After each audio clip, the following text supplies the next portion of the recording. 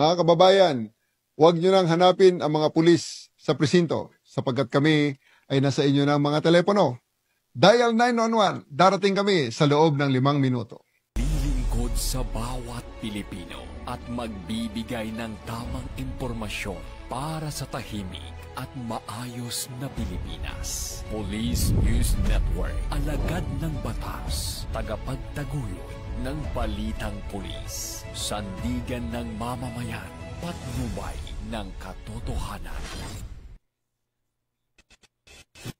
Kampo Krame, maghahatid ng pinakahuling kaganapan at nagbabagang balita. Ito ang PNN Police News Network. At ngayon, ang inyong mga tagapagbalita. Magandang hapon, Bagong Pilipinas. Kami ang inyong alagad ng batas, tagataguyod ng Balitang Pulis. Patrolman Regan Robles mula sa PNP Aviation Security Group. At ngayong hapon, makakasama natin muli bilang guest co-host sa programang ito, si Seaman First Class Journalist Rosel Faulbe mula sa Philippine Navy. Magandang hapon po sa iyo, ma'am. Magandang hapon din po, sir.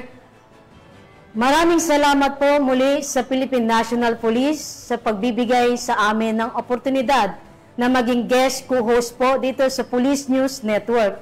Kami po ay naghahatid sa inyo ng tamang balita, kwentong ng pulis at serbisyo para sa mamamayan. Ito ang PNP News Online. Ang pangunahing balita ng Police News Network, alagad ng batas, tagataguyod ng Balitang Pulis.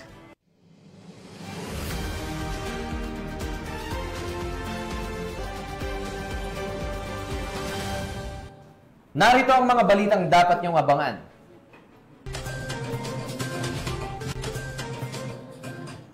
Pitong drug suspect nasa kote sa bypass operation sa Malolos, Bulacan. Shabu nasabat.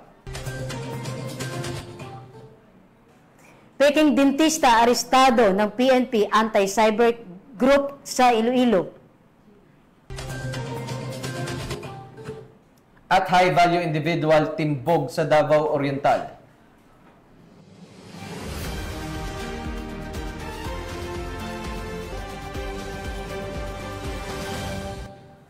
Narito ang mga balitang hatid ng ating PNN correspondents mula sa iba't ibang panig ng bansa.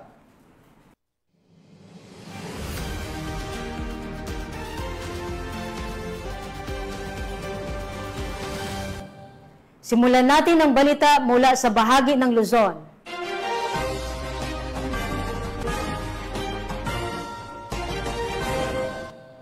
Nasa kote ang pitong individual matapos mahulihan ng mahigit 200,000 pisong halaga ng shabu sa isinagawang anti-illegal drug operation ng Malolos City Police Station sa barangay San Vicente, Malolos, Bulacan. Ang pagka-aresto sa mga sospek ay bahagi ng tuloy-tuloy na operasyon kontra ilegal na droga. Alinsunod sa direktiba ng PNP Chief Police General Nicolas Torre III sa layunin putulin ang daloy ng ilegal na droga sa mga mamayan. Naakibat dyan si Patrolwoman Janice Bulahaw. Arestado ang 7 drug suspect sa ikinasang anti-illegal drug operation ng mga operatiba ng Malolos City Police Station sa barangay San Vicente, lungsod ng Malolos, Bulacan. Ang operasyon ay pinamunuan ng Station Drug Enforcement Unit ng Malolos City Police Station sa ilalim ng pamumuno ni Police Lieutenant Colonel Romel E. Heneblaso, Chief of Police ng nasabing istasyon. Kinilala ang mga naarestong suspect na sina alias Halal, 26 anyos na isang water station attendant, alias Bokari, 29 anyos na isang Shopee rider, alias Abdul Halal, 25 anyos na isang vendor, alias Makmak, 22 anyos, alias Ladin, 22 anyos, alias Renren, 25 anyos, at alias Migi, 23 anyos, na pawang mga construction workers. Nakumpiska mula sa mga suspect ang 16 na piraso ng heat-sealed transparent plastic sachets na naglalaman ng hinihinalang shabu na may tinatayang kabuuang bigat na 31.2 gramo at may standard drug price na 212,160 pesos. Nasamsam din ang 500 peso marked money na ginamit sa bypass operation.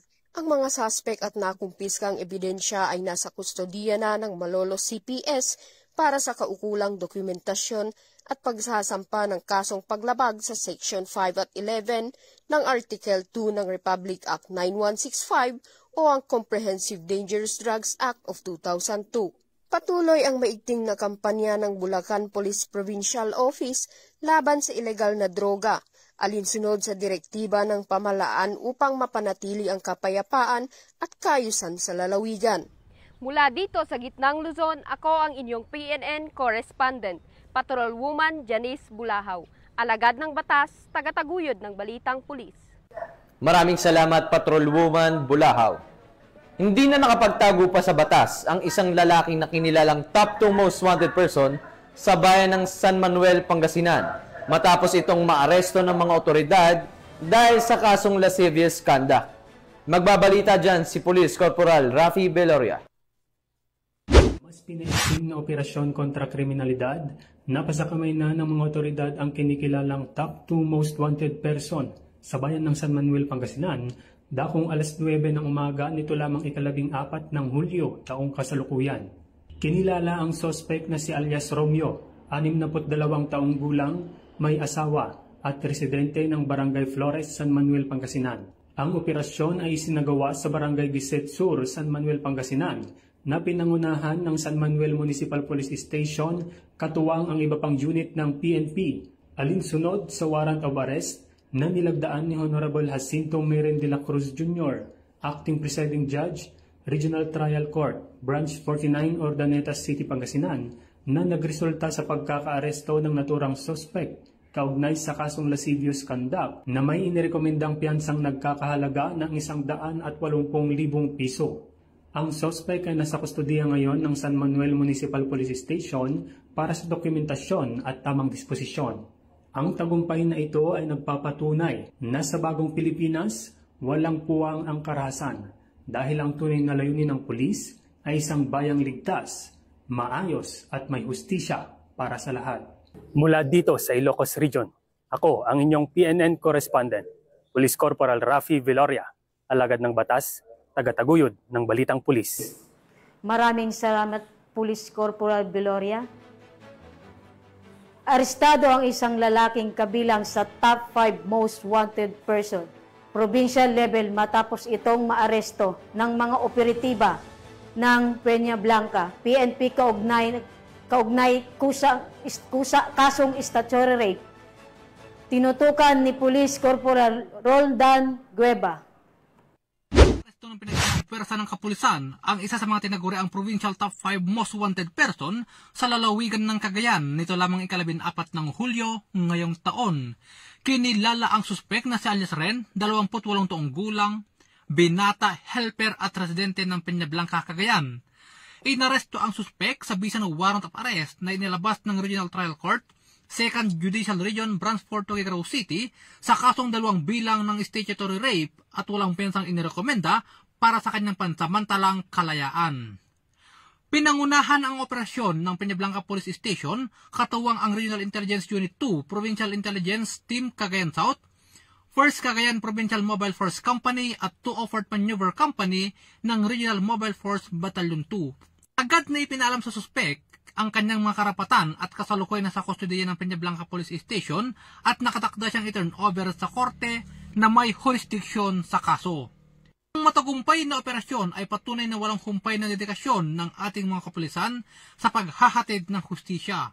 Isa rin itong paalala na ang mga krimen, lalo na ang mga karahasang may kinalaman sa kabataan at kababaihan, ay hindi kailanman dapat palampasin. Ang batas ay umiiral at ang mga lumalabag dito ay pananagutin. Mula dito sa lalawigan ng Cagayan, ako ang inyong Police News Network Correspondent, Police Corporal Guiab, alagad ng batas, tagataguyod ng Balitang Pulis.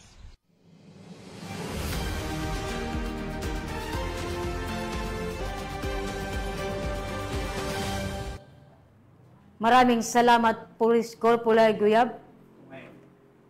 Tunghayan naman natin ang balitang mula sa Visayas.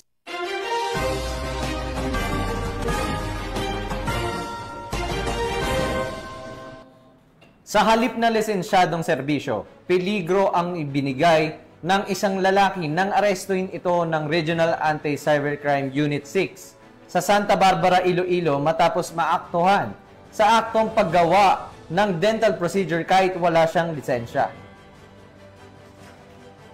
Naharap ngayon ang sospek sa kasong paglabag ng Philippine Dental Act na may kaugnay sa Cyber Prevention Act of 2012. Ang report mula kay Patrol Woman Mary Grace Artuesla.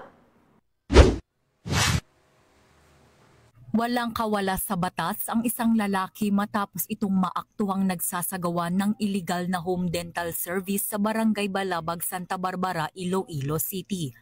Batay sa isinagawang investigasyon, nadiskubre ng mga otoridad ang Facebook post ng suspect na kung saan ito nag-aalok ng murang pagpapakabit ng dental braces sa halagang 1,500 piso na walang kaukulang permit o lisensya para magsagawa ng naturang serbisyo. Dahil dito agad na ikinasa ang isang entrapment operation na pinangunahan ng mga operatiba ng Regional Anti-Cybercrime Unit 6 katuwang Santa Barbara Municipal Police Station at kinatawan mula sa Philippine Dental Association na nagresulta sa pagkakaaresto ng suspect na kinilala sa alias na Celo, 25 anyos. Kasalukuyang nasa kustodiya ng Santa Barbara Municipal Police Station ng suspect at sinampahan ng kasong paglabag sa Philippine Dental Act of 2007 na nagbabawal sa sinumang walang lisensya na magsagawa ng dental procedures. Sana po sa ating mamamayan, huwag po nating tangkilikin yung mga ganitong illegal na gawain. Dahil ito po ay delikado po sa inyong kalusugan at isa pa, unfair naman ito sa mga lisensyadong mga professional, mga dentista na gumagawa, nagbibigay ng serbisyo na dental na naaayon sa batas. Kung meron pa kayong nalalaman na nagpa-practice ng dentistry na wala silang license, maaari po sana i-report nyo sa pinakamalapit na police station or dito po sa Regional Anti-Cybercrime Unit 6 na matatagpuan sa Camp Delgado, Iloilo City. Maraming salamat po. Mula dito sa Campo Crame, ako ang inyong PNN correspondent, Patrolwoman Mary Grace Artizuela, nagbabalita para sa Police News Network, alagad ng batas, tagataguyod ng balitang pulis. Maraming salamat, Patrolwoman Artizuela. Naaresto sa ikatlong pagkakataon ang isang karpintero matapos muling masangkot sa illegal na droga at mahuli sa isinagawang bypass operation sa Iloilo City. Ang balita mula kay Patrolwoman Julibel Alvior. Muling naaresto ang isang street-level individual sa ikatlong pagkakataon sa ikinasang buy-bust operation ng Station Drug Enforcement Team ng Iloilo City Police Station 2 sa Barangay San Nicolas, La Paz, Iloilo. Nitong Martes na madaling araw, 15 ng Hulyo taong kasalukuyan. Kinilala ang suspect na si alias Ray, 38 taong gulang, isang construction worker, may asawa at 4 na anak, residente ng Barangay de Venagracia, La Paz, Iloilo, ngunit pansamantalang naninirahan sa lugar ng operasyon. Ayon kay Police Captain Jeffrey Delgado, officer in charge ng ICPS-2, 2 linggong isinailalim sa masusing surveillance ang kilos ng suspect bago isinagawa ang operasyon. Dagdag pa ni Police Captain Delgado, umano'y nanggagaling sa city proper ang droga na siyang binibenta ng suspect. Ito na ang ikatlong beses na nahuli si alias Ray kaugnay ng droga. Sa isinagawang operasyon, nakumpiska mula sa suspect ang isang sachet ng hinihinalang shabu na binili sa halagang 2,300 pesos na buy-bust money ng isang undercover operative. Bukod dito, na-recover rin ang 5 nakaragdagang sachet ng illegal na droga sa isang coin purse na stripe na nakatago sa kanyang likurang bulsa kung saan naroon din ang marked money. Umabot sa humigit kumulang 25 gramo ang kabuang timbang ng nasamsam na droga na may tinatayang halagang 170,000 pesos. Kasalukuyang nakakulong ang arestado sa Iloilo City Police Station 2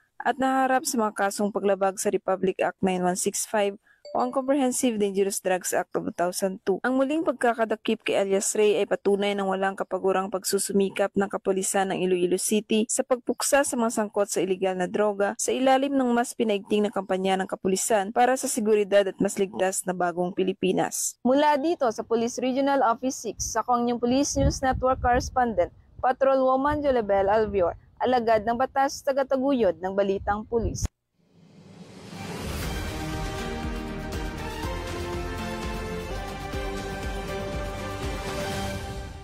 Narito naman ang mga balita mula sa bahagi ng Mindanao.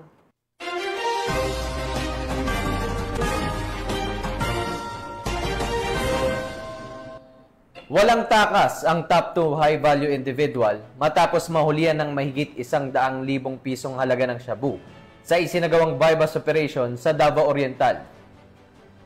Patunay ito na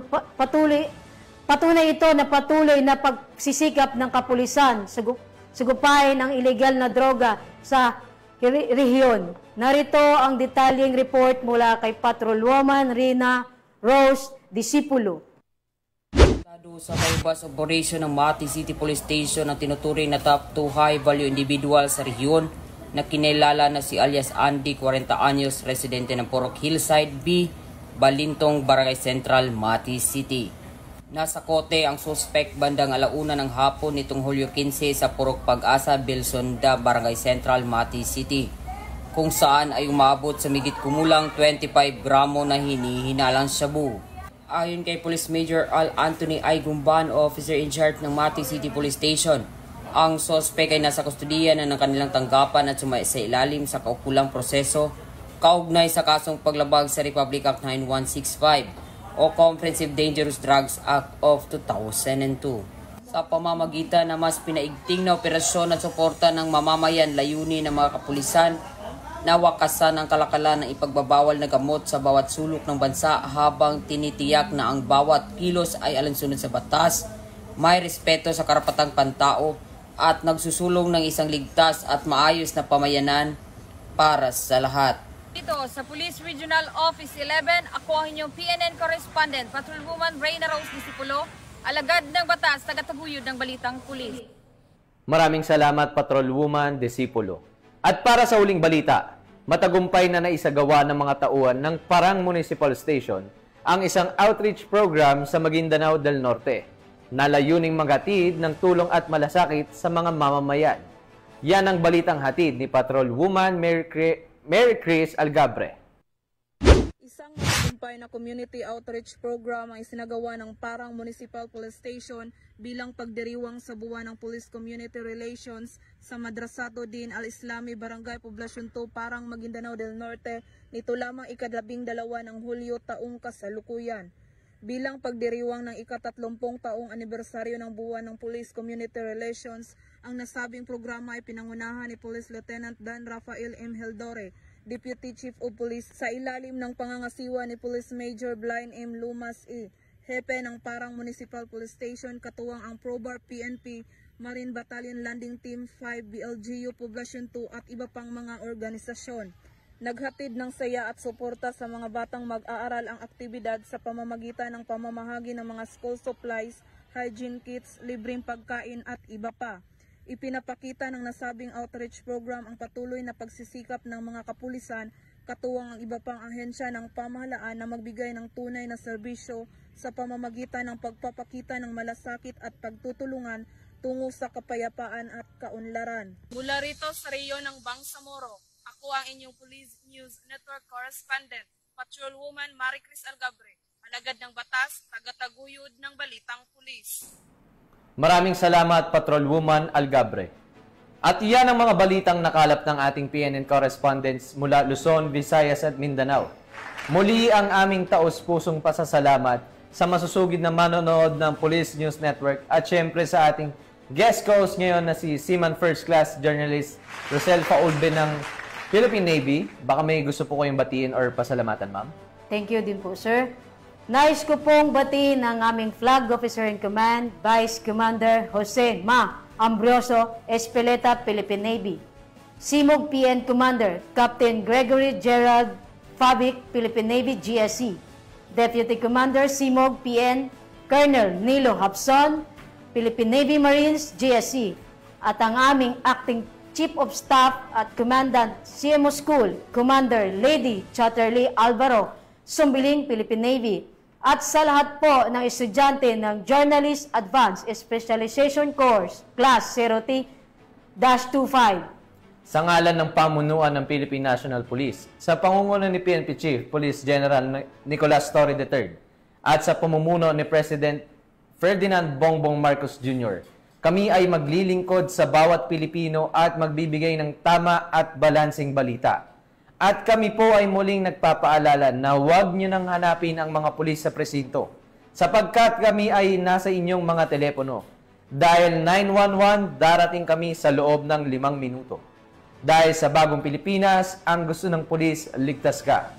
Mula rito sa tanggapan ng tagapag-ugnay ng pambansang pulisya, kami ang inyong alagad ng batas, tagataguyod ng balitang pulis. Patrolman Regan Robles mula sa PNP Aviation Security Group. At si Man First Class Journalist Rosel Faude Philippine Navy, maghahatid ng tamang balita, kwento ng pulis at serbisyo para sa mamamayan. Ito ang PNP News Online. Ang pangunahing balita ng Police News Network.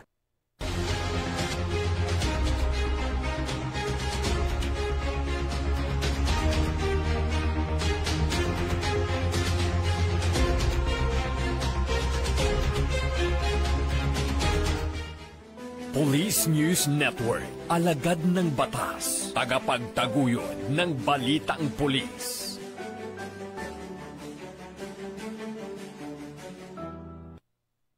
Mga kababayan, huwag nyo nang hanapin ang mga pulis sa presinto sapagkat kami ay nasa inyo ng mga telepono.